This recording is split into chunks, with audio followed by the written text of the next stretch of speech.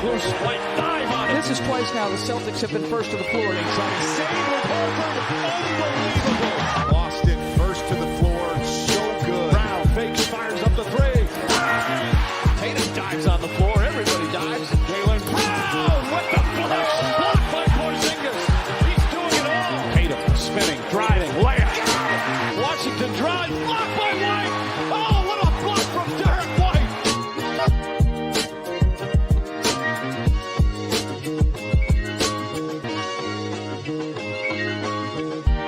Welcome into another episode of First to the Floor. Ben Vallis here. Thank you for joining us. Hope you're doing well. Alongside me, two guys who are right in the slot, brought down slightly by Jayson Tatum's apparent shooting woes, but then brought right back up by Derrick White's American heroism, Wayne Spooney and Jake Eisenberg. Guys, how we doing? It's good to be back with the threesome, boys. It's been a while. Yeah. Yeah, it's good to be back. We're back. Vegas, Bali, Sydney, back in Tasmania. Trying to figure out where my microphone is. Trying to talk to these boys with my microphone 3 meters away from me. But yeah, we're back. Love it. I thought you were about to go, Ben. No, it's good. Yeah, no, it's good to be back. It's good for us to all get on, dude. I'm looking forward to, talking about a man who had 6 turnovers in that USA game. So we'll get to that, I'm sure. I knew Spoonie wouldn't let the LeBron fanboying from Ben stand after the last podcast. So Never. I had to get it in while I could, while the opportunity was there. Look, before we get into all of that, please like this stream. Please subscribe to the First to the Floor YouTube channel. We're very much close to hitting that 5K mark. Subscriber numbers have significantly dropped off after the NBA Finals ended, understandably. So if you can please like the stream, hit subscribe. It'd be much appreciated. While you're at it, check out the How About Them Celtics podcast and the Celtics Lab podcast. 2 amazing podcasts, both under the CLNS media umbrella. And How About Them Celtics guys also have their own YouTube channel, which you should definitely check out and subscribe to. Spoonie, he's writing stuff for Celtics blog. Spoonie, got anything coming up for us on the C blog there? Yeah, I kind of took July off. I didn't tell them I was doing that, but I just needed it, dude, with the playoffs and all the shows and then being in Vegas. I was just spent, but I'm feeling honest, re-energized. Yeah, all these things, and then Vegas like, oh, God. Yes. It murdered me. But I should have part 2 of the Summer League Diaries coming out in the next, definitely by next week. And then I am writing what's next for Jaylen Brown? Where's his game going to go after the best season of his career and this playoff run? Like, is he going to take another step? So I'm going to explore that a little bit.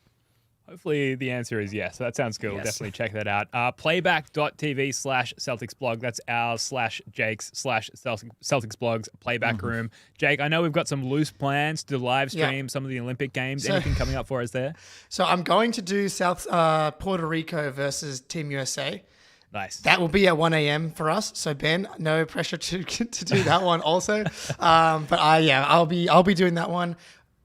The Boomers is a little more tricky because we're kind of at the whatever Playback has for us is what we're able to stream, and they've kind of made some noise about like screen sharing, which we've done in the past of like the streamers at work.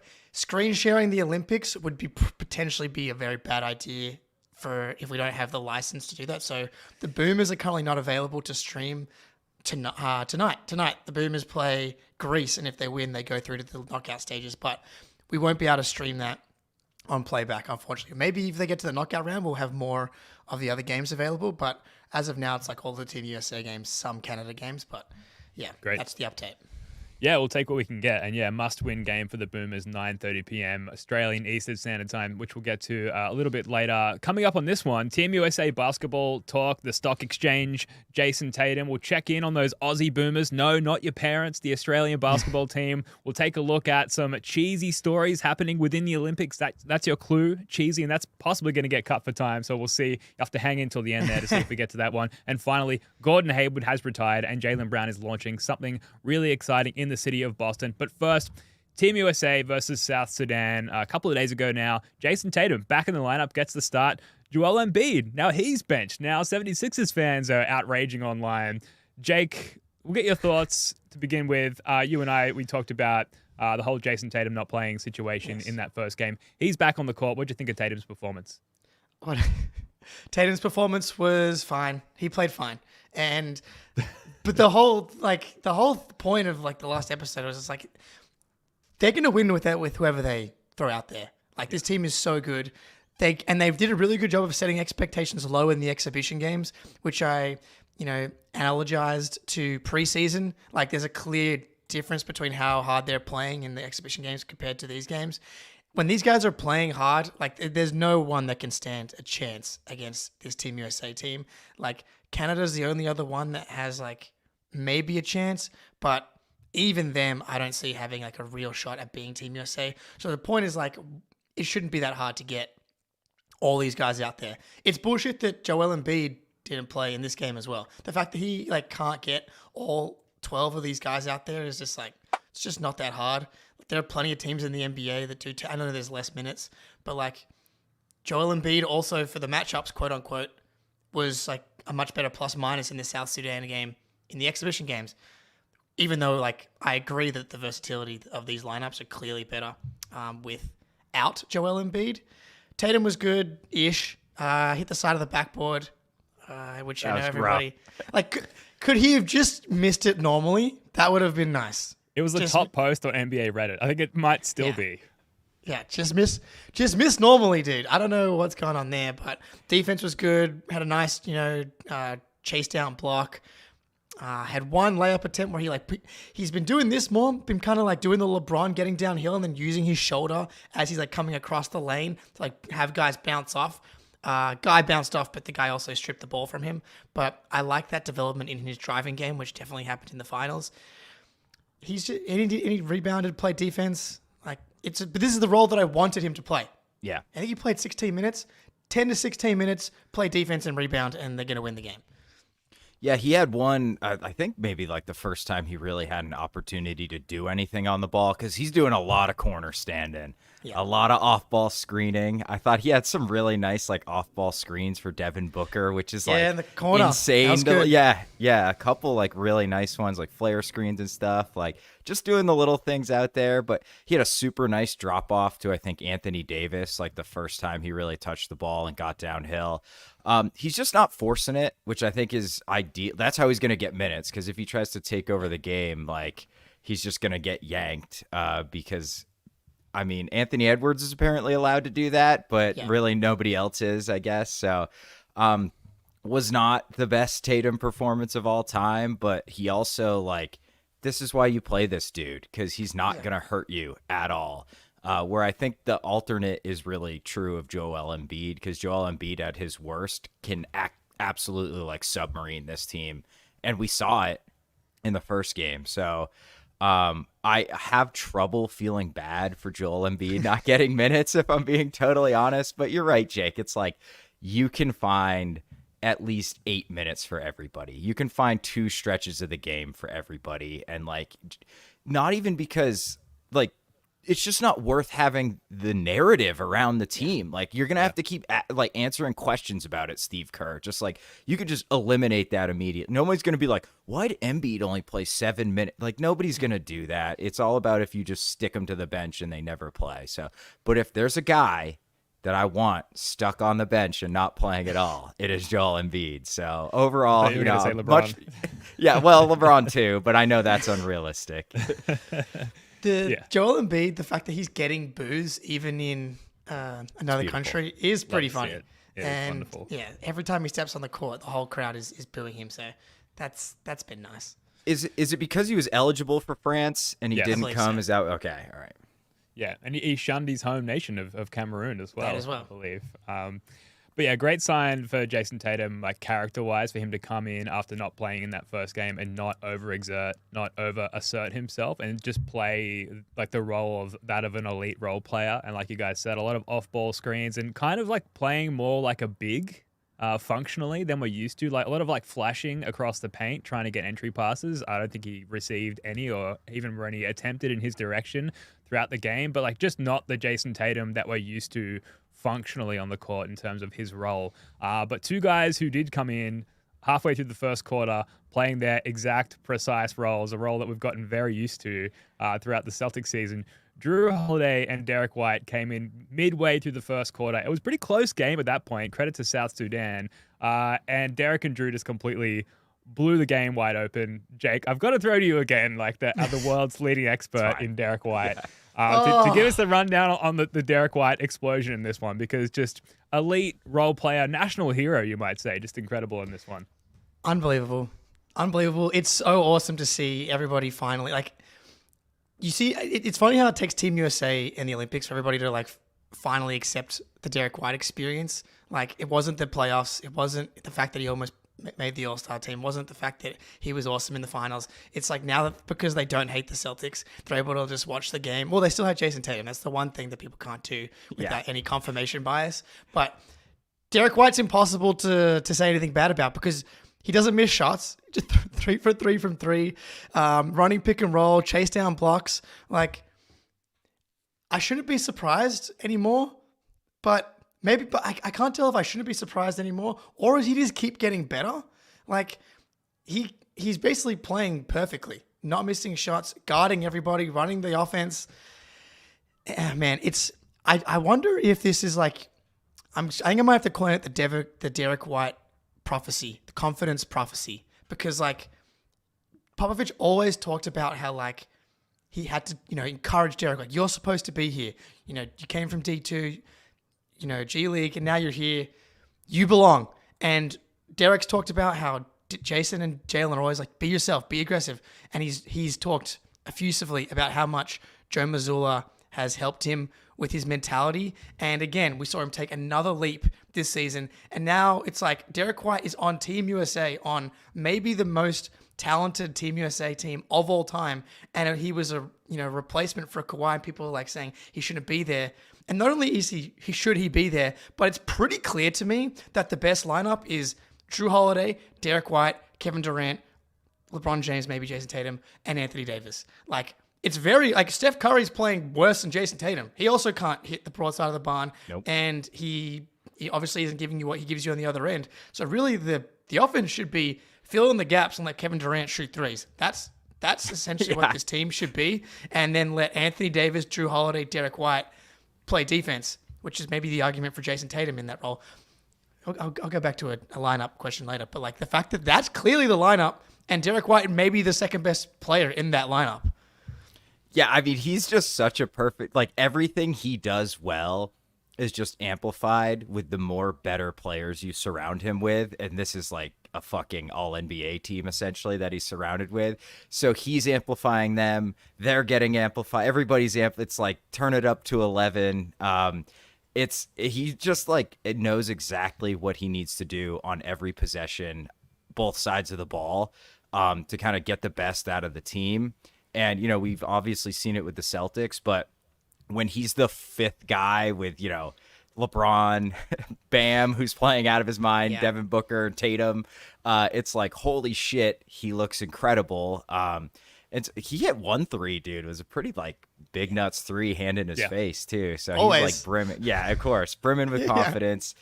I think on the lineup thing that, like, Bam's been fucking awesome on both sides of the ball. So I think it's tough to like keep him out of the lineup. I'd probably play him instead of Tatum, which is difficult for me to say. But goddamn, he was probably the best player on the court, I thought, against South Sudan, Bam. But Derrick White's just been amazing. And Jrue had one, I think in the first quarter possession, where somebody hit him on the short roll. He took like a dribble and then hit that little like 15-foot mid-range jumper from the short roll, and I was like, that's basically what won us the finals. That play right there was so beautiful to see. Yeah, whatever the opposite of PTSD is, that's what that feeling was like. U4STD. Wait a second. Real quick, I've been workshopping like Brad and Jennifer were like Benifer. I've been trying to workshop a Jake and Derrick White one. Best I've gotten is Derek Weisenberg. I don't know. We can work on it. Jarek Weisenberg? Jarek Weisenberg? All right, now we're talking. Yeah. I thought of one. I'll share it offline. It's not appropriate for live TV. The real MVP, Brad Stevens, for locking up sure. Derrick White Yes. to a long-term contract extension Always, yeah. before he bowled out on this international stage like this. But the commonality between all these Olympic USA basketball teams is that it's full of like marquee sort of MVP-esque level players. So the real value is like, can you find? I say this again. I say it every show when talking about Derrick White. That connective tissue. And what better connective tissue to find than Derrick White and Jrue Holiday to connect all of these guys together and make them sort of play as one. And which is why I mentioned, like, as soon as Derek Weisenberger or whatever the name that you just came up with, as soon as those two Derek checked Weisenberg. in, hey, thank you. As soon as they checked in, that's when the Team USA machine really got humming. And I think that's really clear, and there's a lot of value there. And it's why they're so valuable on our like relatively star-studded Celtics team as well. So again, just to see the world, really, the basketball world, heap praise on these guys to toe this line that we've been towing for over a year now. So satisfying. Whatever the opposite of PTSD is, like you said, Jake, post in the chat. Let us know the definition there. We're not sure, but we feel it. So you've been calling him connective tissue, and I'm like, I guess that's good enough, but if it doesn't feel like an important enough part of the body at this point, like The veins. But at the same point, I guess like connective tissue is literally from your head all the way down to your toes. Yeah. So like Yeah. it's part of you, but like it does feel like it's almost doing him a disservice at this point. Like he can take 0 shots, but at the same time he can scale up and give you 38 against the Miami Heat in the playoffs. Like that, I don't know what to say about him anymore. But like the way when you fast forward and you look at like the salary cap issues and stuff like that, like the fact that it's Derek, Jaylen, and Jayson, like it's a big three now. Like he was already a fringe all-star and he just he's getting better. I don't know. It's the confidence prophecy. He continues to believe more in himself, which just continues to unlock more parts of his game. And you have those 3 guys on your team for the next 4 years and hopefully Jrue Holiday as well if they're able to do some cap stuff. But those 3 guys plus whoever, I don't really care. Like that's just going to be a title contender for the foreseeable future. Yeah, Dude, nothing those more lobs inspiring. He's throwing. Oh, Oh, yeah. sorry, go. The No, lobs go for it, Derrick man. White has been throwing has been so on point too. Like Yes. South Sudan didn't even play some of these pick and rolls that bad, and Derrick's just like floating it up so it lands in between 2 defenders for Anthony Davis to just like mash it down. It's so beautiful, dude, and it's like such a confidence play to be like, there's 2 guys there, but fuck it, I'm fitting this thing through. This is gonna be a dunk.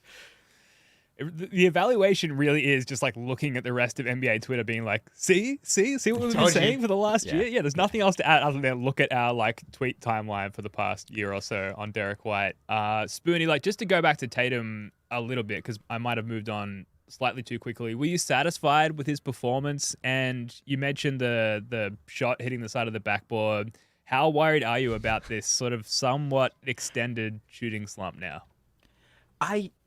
The shooting is weird to me because he shot the shit out of the ball most of the season, right? So like I feel like the 82 games should matter more than the playoffs and definitely more than this Olympic stuff. But I'm starting to get worried. I know I shouldn't. He's probably going to come It's what we out. do. It's what we do. I know. I knew you'd be with me, Ben, but I'm starting to get a little bit worried. This was like a bad pizza game from Tatum. Like it wasn't the best you've ever had, but it's still pizza, so it's fine type of game. It's like, yeah, it was whatever. Like not bad. Yeah. Not unsatisfied is probably like mildly satisfactory is like how I would describe it, I think. So it was okay.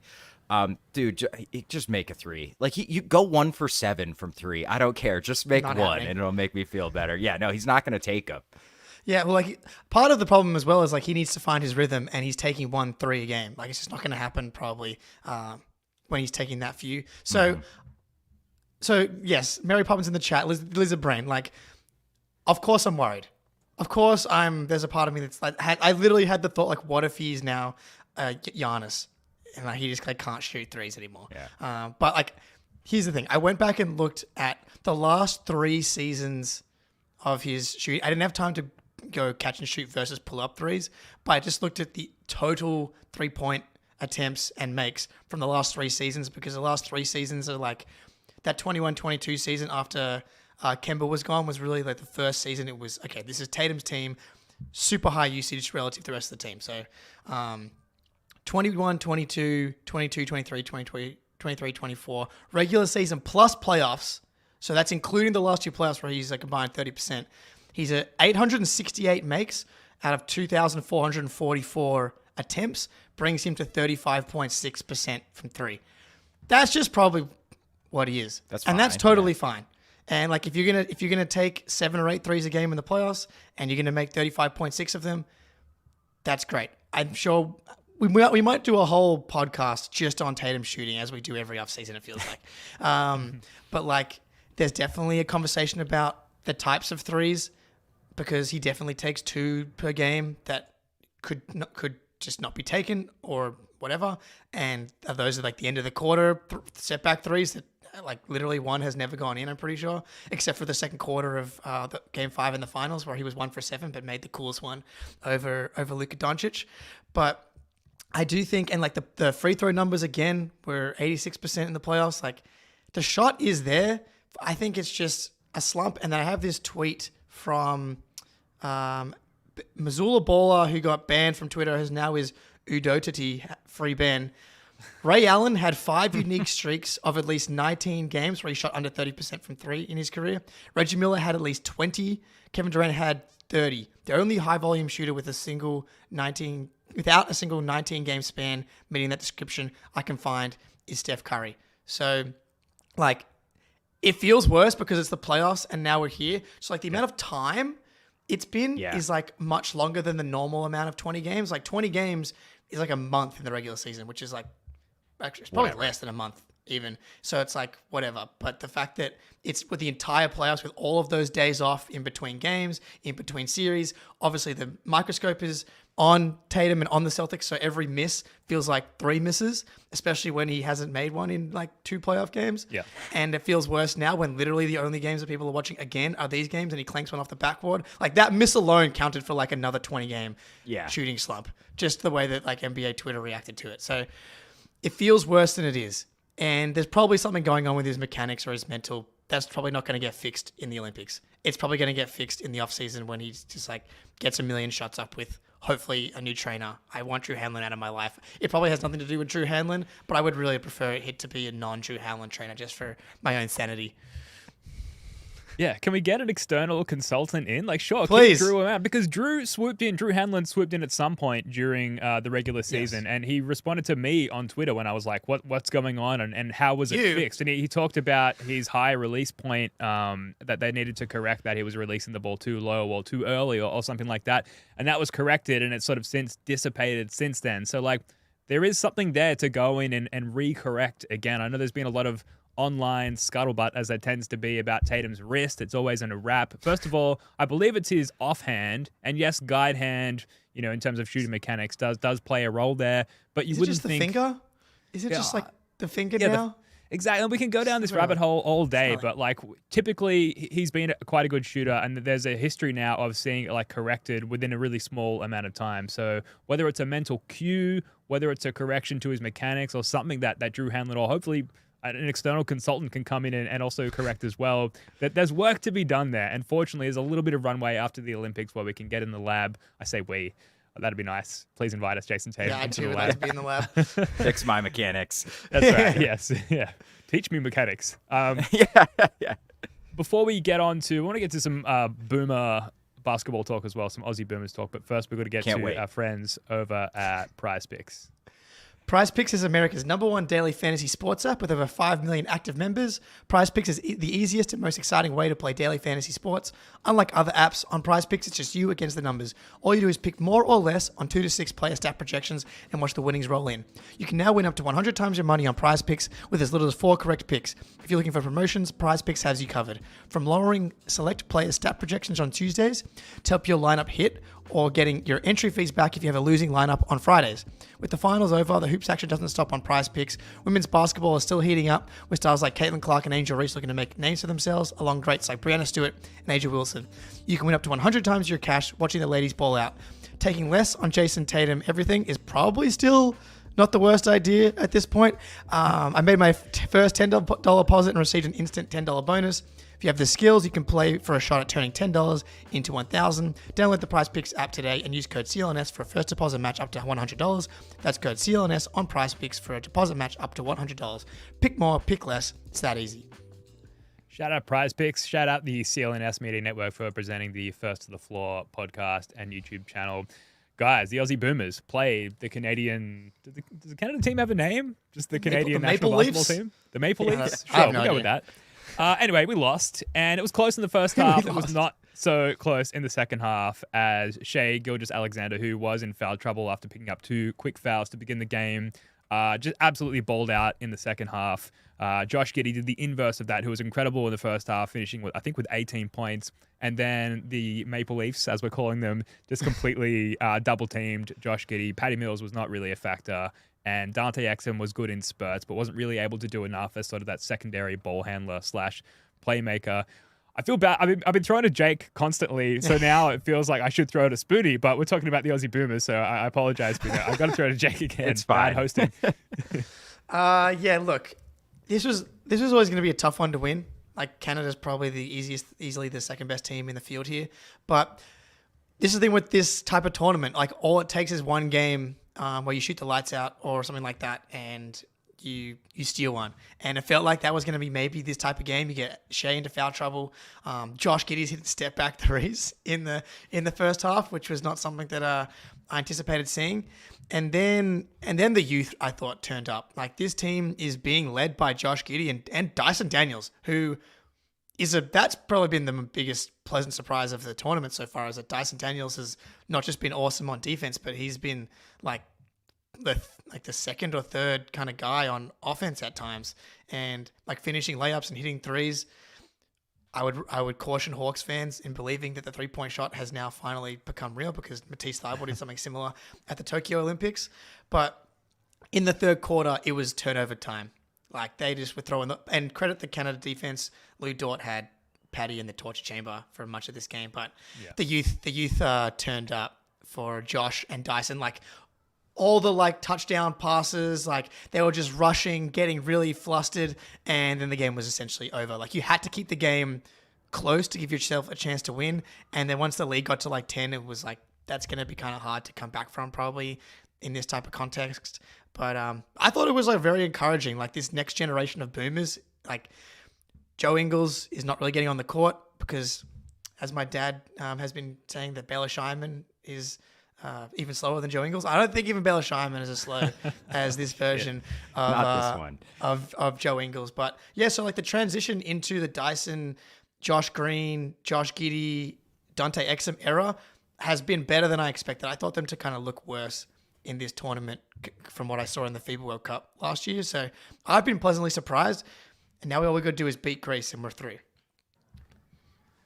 Any thoughts, Spoonie? I don't want to assume that you spent time watching the game. I did watch the highlights.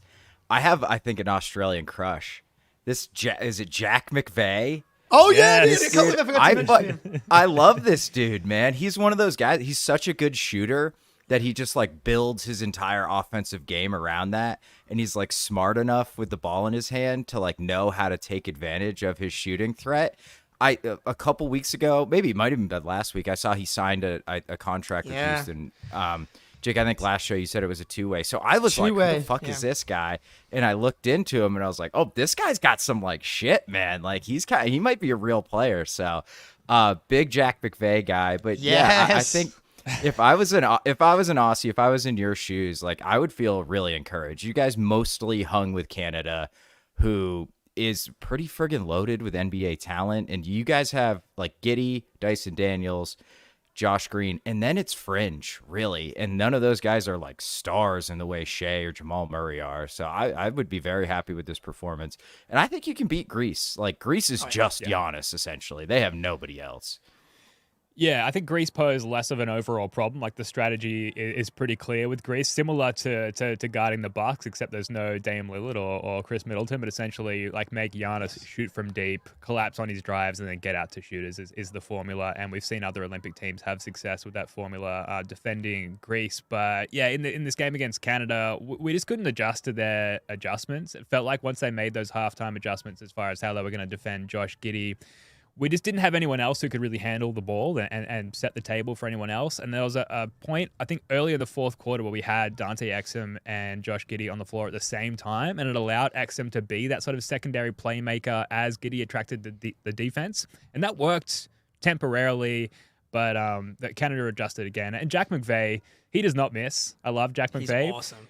He cannot put the ball on the floor. And he cannot defend. And RJ Barrett in particular knew this. It was very much in this game report and was like licking his lips going at Jack McVay at every opportunity. But that's just classic NBA talent going up against clear NBL talent, which was very much on display. But ultimately, I think you've got to feel some pride, right, Jake? Because like Spoonie said, we did hang with them for the most part.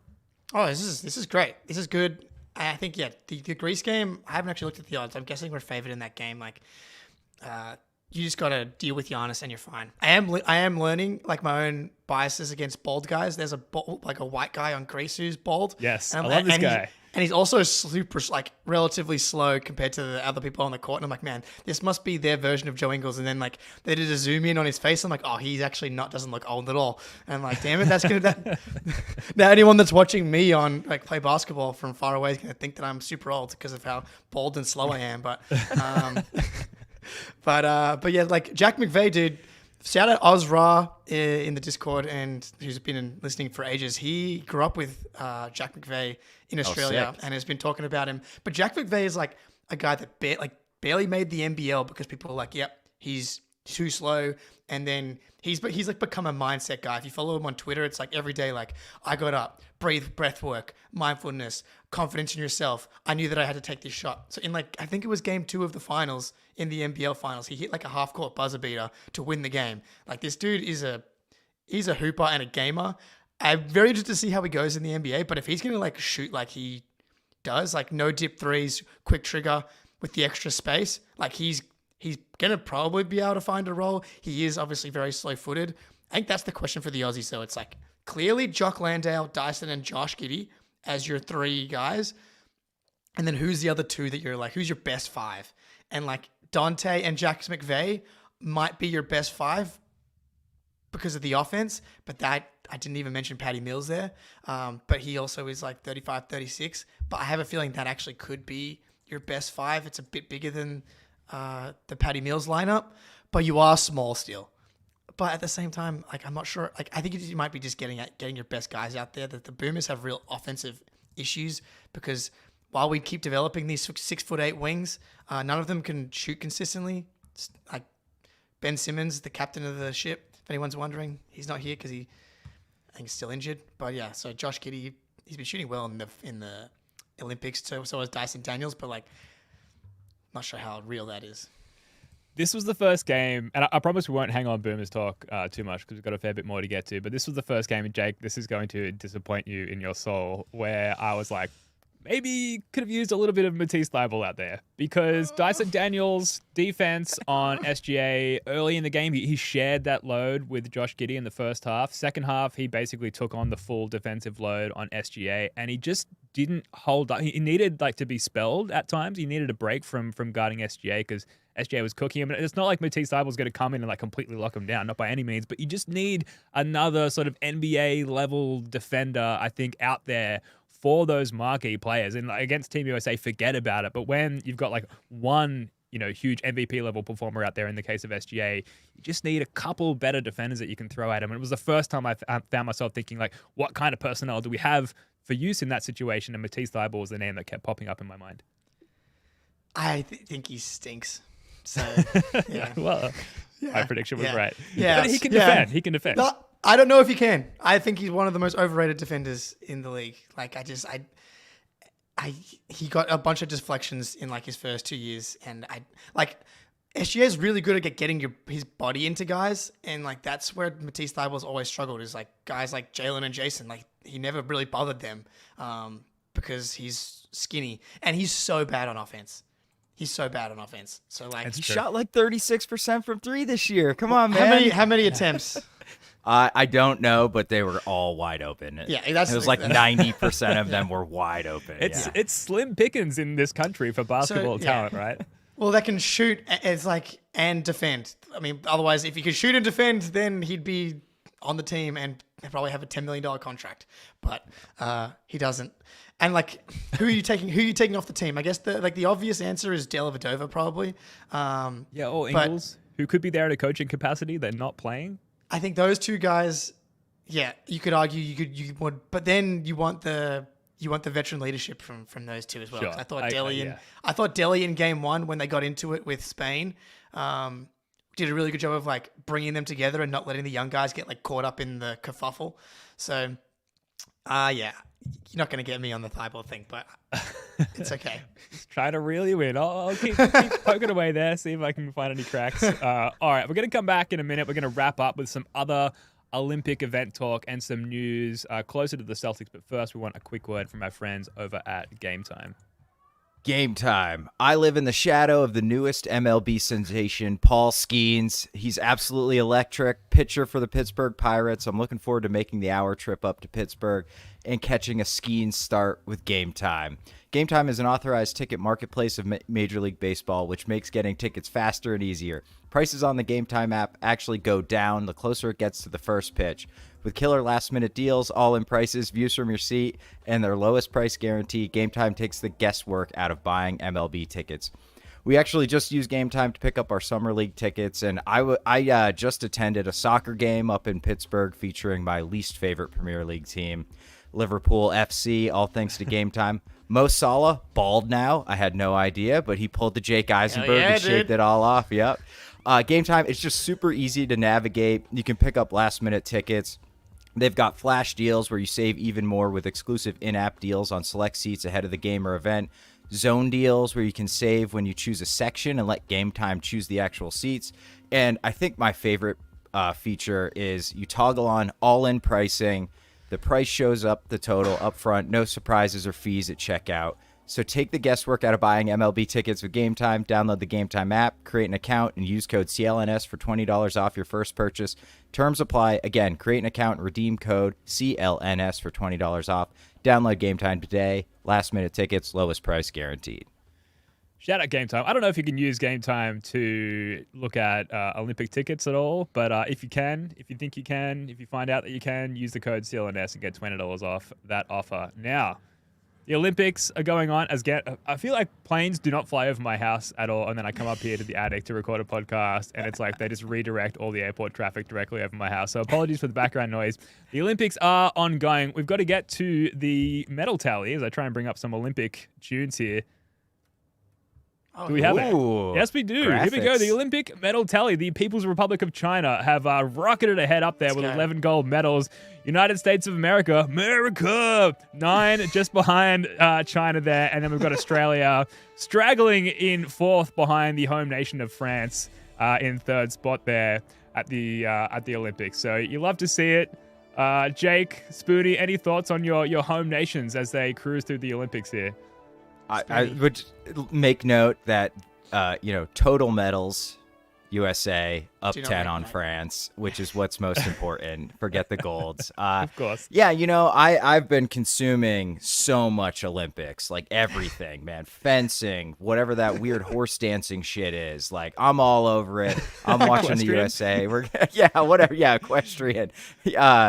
And by that, I mean, I've only watched basketball, but, a lot of national pride goes in the Summer Olympics. There's one country that leads all time in Olympic medals, and it's the United fucking States. Yeah, we don't have universal health care, but we're damn good athletes. So I imagine by the end of the Olympics, we'll be good. Yeah, look, I think they need to, the New York Times decided to go by total medals as opposed to gold for the USA Shocking, propaganda. yeah. I do think that Australia needs to really adopt the per capita. It's like per 100 possessions. Like you gotta like filter this Net thing rating down. of medals. Yeah, Exactly. So per capita, Australia's dominating this thing as we often do.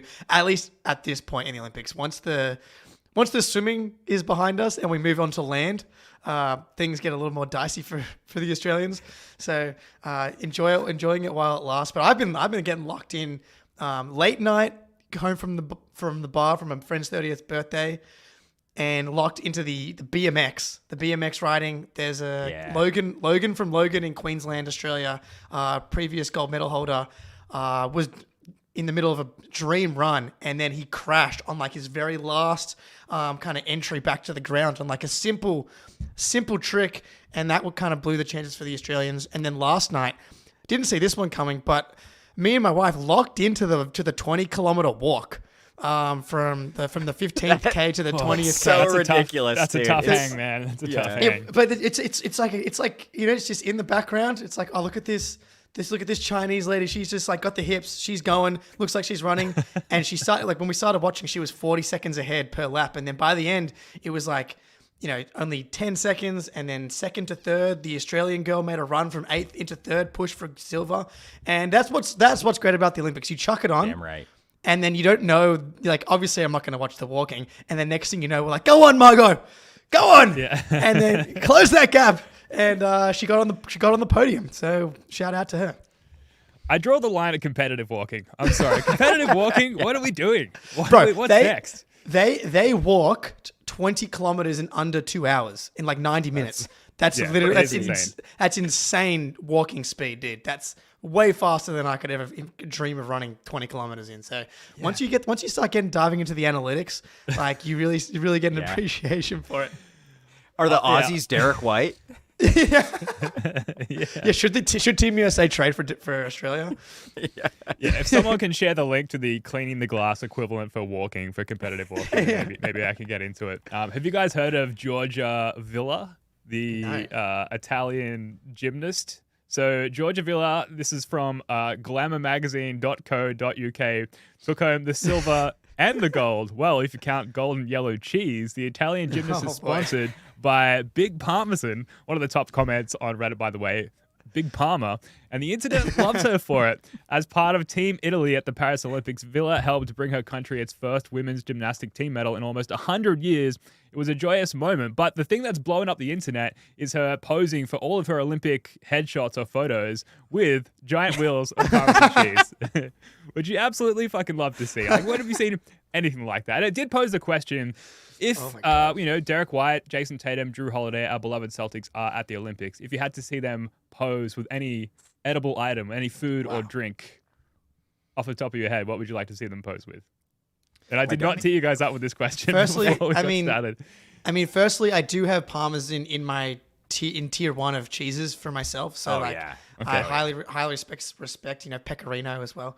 As a side. Teammates, they're teammates. Yeah, Parmesan, pecorino. But look, I'm just fried chicken and Derrick White, fried chicken and Jayson Tatum. I do love Taco J. Maybe we get some tacos. But it's going to be hard to top the Sam Adams, Derrick White thing. So I would just keep the beer run going for D White.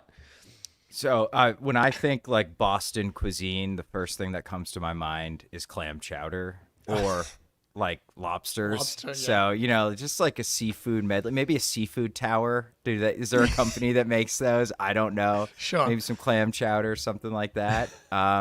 Just like pour clam chowder all over them, and then just let them pose. A calendar, a clam chowder, Derrick White, Jayson Tatum calendar. Let's go, dude. I'm hungry now.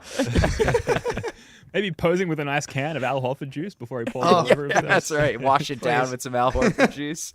Jrue Holiday with some seasonal holiday foods and eats. Maybe a nice steamed ham. All-purpose holiday. Sugar cookies. Jake, I wanted to get your take on the Olympic surfing as well. Hell yeah, dude. It's absolutely pumping over at Chopes there in Oh, here we go, Ben.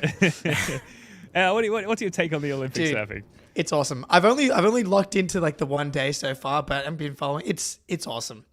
It's also like kind of it's a tough one for the casual to follow because it's like the heats are 30 minutes long and there's a lot of like kind of just like bobbing around waiting for waves to come. So like the highlights are definitely the way to go. But then when you watch the highlights, all of the highlights are of dudes just like dropping into these monster barrels and like coming out the other end, where like you don't get the full appreciation of like watching these dudes like try and drop in on these like 12-foot like monster slabs and then like get eaten up and then have to be rescued by jet skis. So like you kind of need to watch the full heats in order to like fully appreciate what they're doing out there. So where they're doing the surfing in Chopu in Tahiti, like is one of the most dangerous waves in the world. And like not only is it one of the most dangerous waves of the world, they also received like peak level dangerous surf as well. So like they cancelled the day for the women's surfing because it was going to be too dangerous. And yeah, so watching John Florence, the Team USA, like he's kind of like the best surfer in the world, got pipped by Western Australian legend Jack Robinson, who's pipped.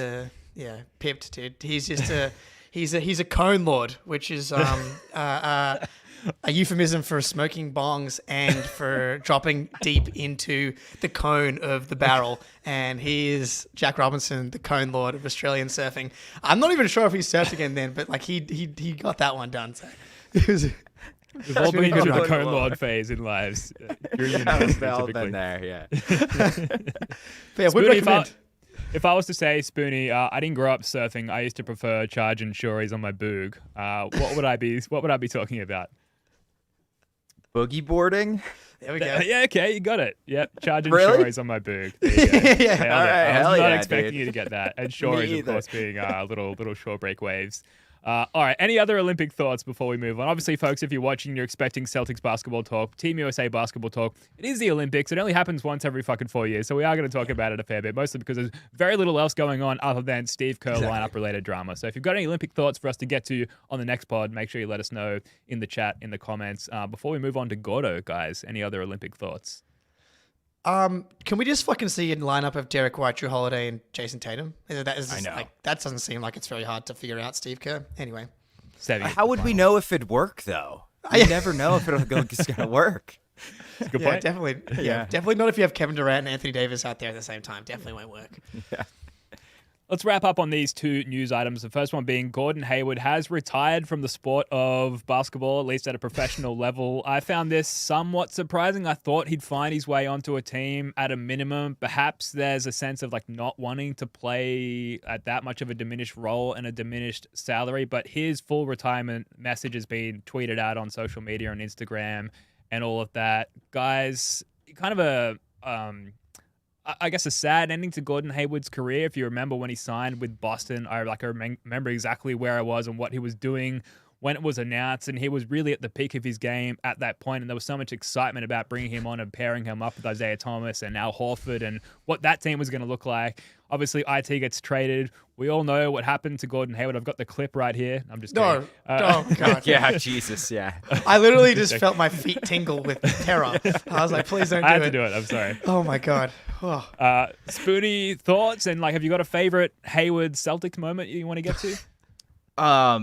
Honestly, the Hayward era with Boston, it's like all I think about is like him breaking his leg in the first 5 minutes of that Cleveland game, and then when he got hurt in the bubble.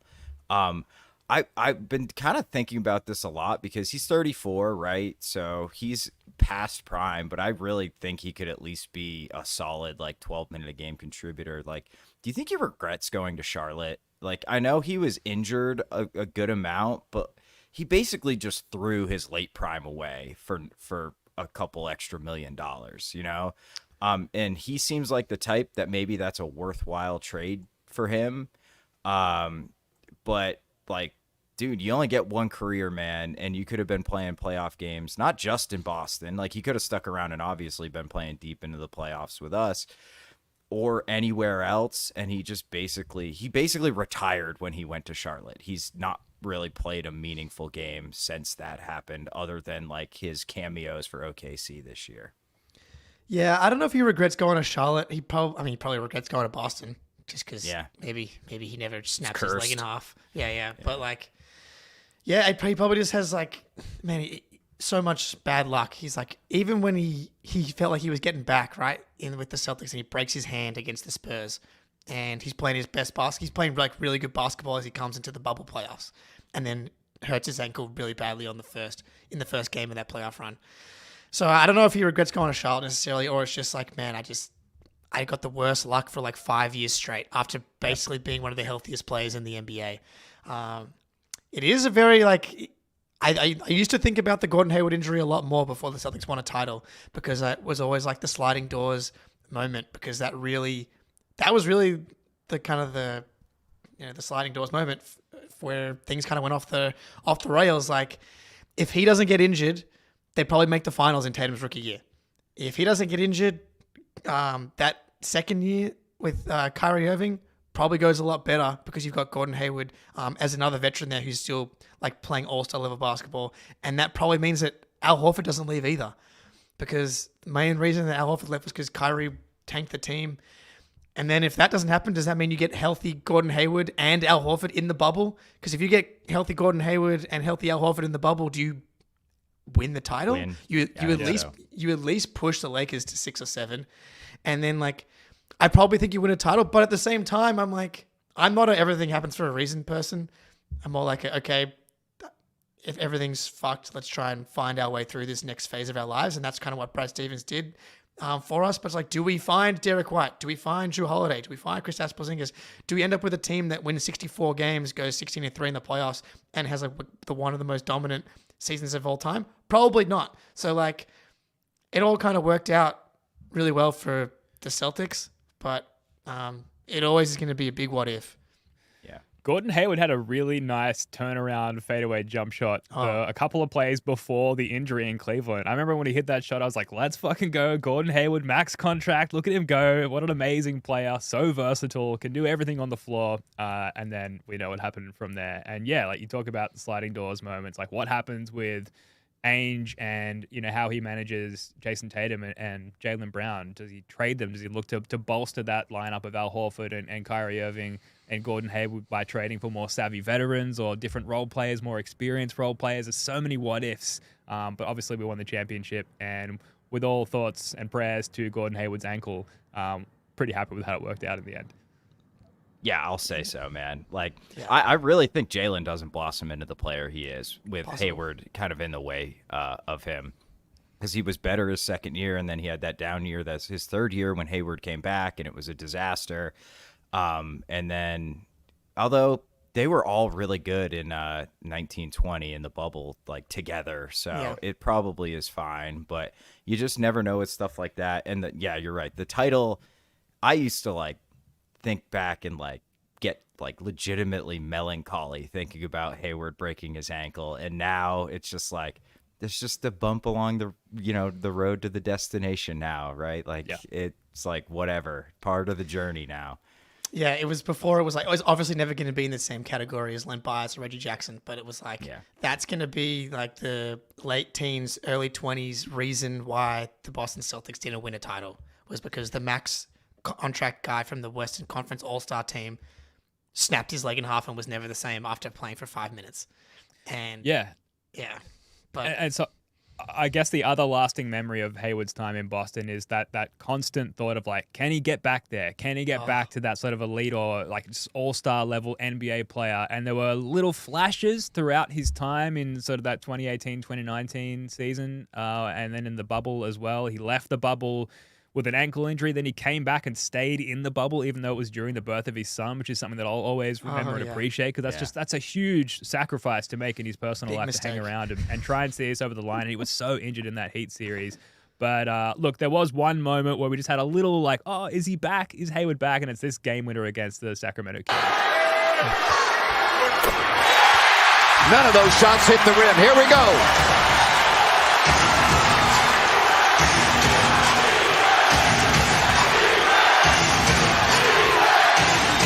Hayward, 2 seconds left. Now you do call a timeout. Wow, what are you doing? And now they did take a time. And then the Kings it right after that. I was going to say, like, even that sentence, the fact that it's a game winner against Sacramento is just it's like the that's most classic. It came down to that. And Gordon Hayward thing. Man, I remember like the year after he snapped his leg and he's doing all the rehab, there was like a mini documentary, and he's like it starts with him like picking up marbles with his like foot, and like the story is about I started shooting from a chair. I feel like my shot's gonna be even better. Me being like, dude, like he says like his right leg's even stronger than his left leg now, and his shooting's gonna be even better. I'm being like, dude, maybe this is a good thing. Jaylen Brown and Jayson Tatum turned into who they turned into, and now Gordon Hayward's gonna come back, and Kyrie Irving's gonna come back, and we're gonna be like this awesome team. And we were the favorites in the Eastern Conference coming into the next season, and just all whatever the opposite of all of those feelings were is what happened. Yeah, the worst outcome. Yeah. Yeah, pretty rough. But anyway, Valet, Gordon Hayward, we enjoyed rooting for you to come back and be somebody, and glad you got the bag there in Charlotte, and at least you're retiring with a fuckload of money. We're going to end on this story, which is really cool. Jaylen Brown is, this is per Shirley Lung of the Boston Globe, Jaylen Brown launches, quote, Black Wall Street idea, launching a Boston Exchange, or BXC, a non-profit initiative to generate $5 billion in generational wealth in communities of color. The NBA Finals MVP has tapped local partners from MIT to the city of Boston to help shape his vision to support entrepreneurs in the so-called creative economy.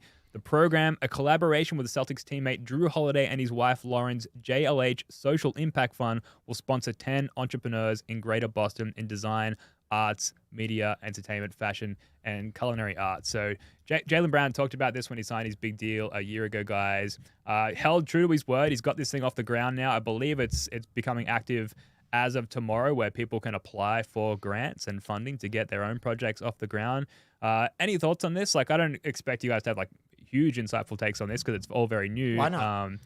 Well, obviously, hit me with what you got. What do you got? What do you got, Jake? No, I mean, Matt Damon was asked today on First Take, like, any Celtic past or present that you can't live without. I don't remember what the prompt was, but whatever. Save in a heist. I'll just save in a heist. Is that what it was?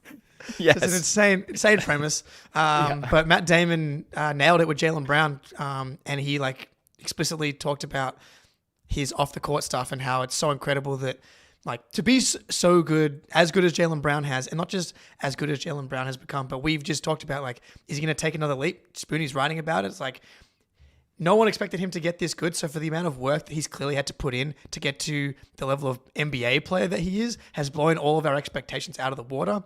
And then on the side, he's been able to do everything that he's done off the court. And this looks to be like the bridge program that he's already done at MIT. And now this as well, being like the next evolution and like the bigger version of that as well is incredible, man. Like, the fact that he values this stuff so highly and like puts his money where his mouth is.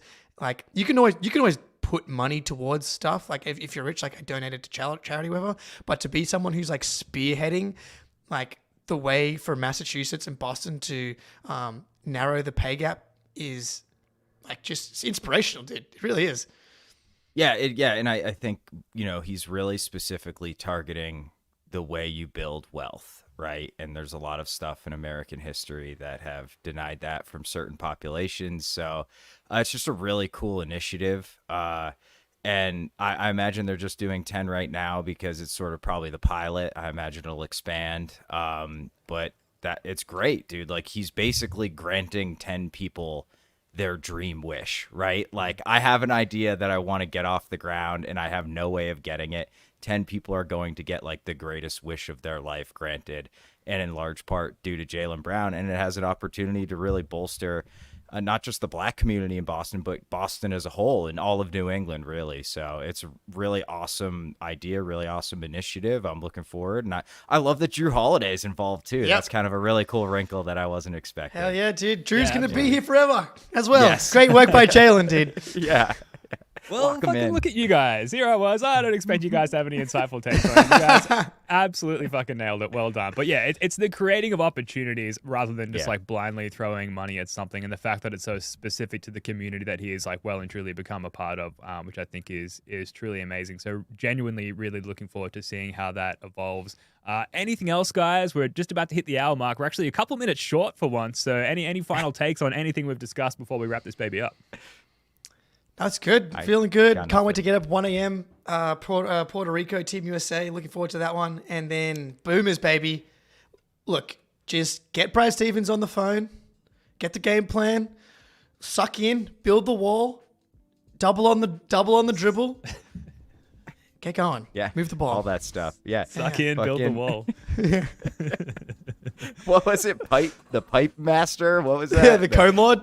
Oh, yeah. Just be a bunch of cone lords out there. I hope you guys win. I just really want us to lose. I know. Always. This character flaw. Be a fun aspect for the playback stream is be a cone lord live on playback. Spice it up a little bit. All right, that's going to do it for this one. Thank you so much for joining us. We'll be back early next week to recap all the latest at Olympic basketball and whatever else comes up between now and then. Go the Boomers. Spoonie, Jake, love your work, guys. Until next time, go Celts.